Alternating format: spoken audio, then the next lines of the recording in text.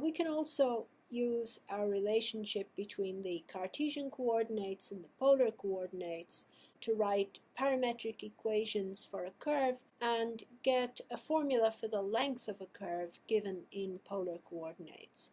So if we have a polar curve of the form r equals f of theta, we have the parameterization x of theta equals r times cosine theta, which is f of theta cosine theta, and y of theta equals f of theta sine theta.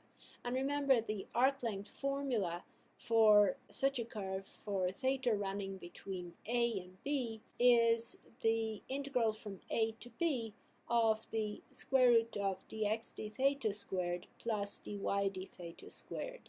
And of course this formula applies only when the arc of the curve is traced out exactly once by these equations on this interval. And now we can reshape this formula in terms of r and theta. We have dx d theta squared plus dy d theta squared is equal to f prime theta cosine theta minus f of theta sine theta squared plus f prime theta sine theta plus f of theta cosine theta squared.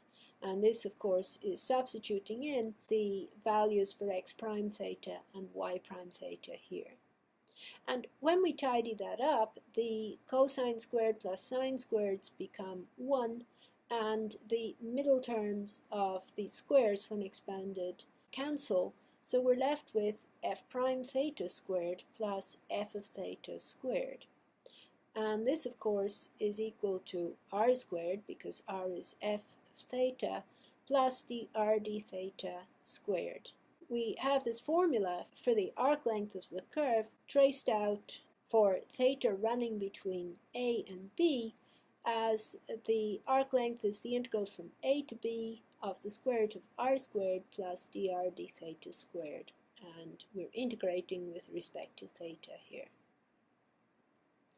Let's apply this formula. If I want to find the length of the polar curve r equals 6 times sine theta for 0 less than or equal to theta, which is less than or equal to pi. Now this is actually a curve we've drawn. We know that it's a circle centered on the y-axis where y equals 3 and its radius is 3. So it sits on top of the origin, and we already know the arc length of this curve, so let's see if we get the same answer. Well, according to the formula, the arc length is the integral from 0 to pi of the square root of r squared plus dr d theta squared with respect to theta. And r is 6 times sine theta, and the r d theta is 6 times cosine theta. So this is the integral from 0 to pi of 36 sine squared theta plus 36 cosine squared theta.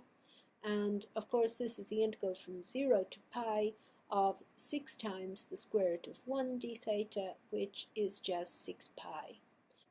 And if you use your elementary geometry to figure out the length of the circumference of this circle of radius 3, we find that it's 2 pi r, which is 6 pi. Now, it's really important that as the angle swings around from 0 to pi, it just traces out this curve exactly once.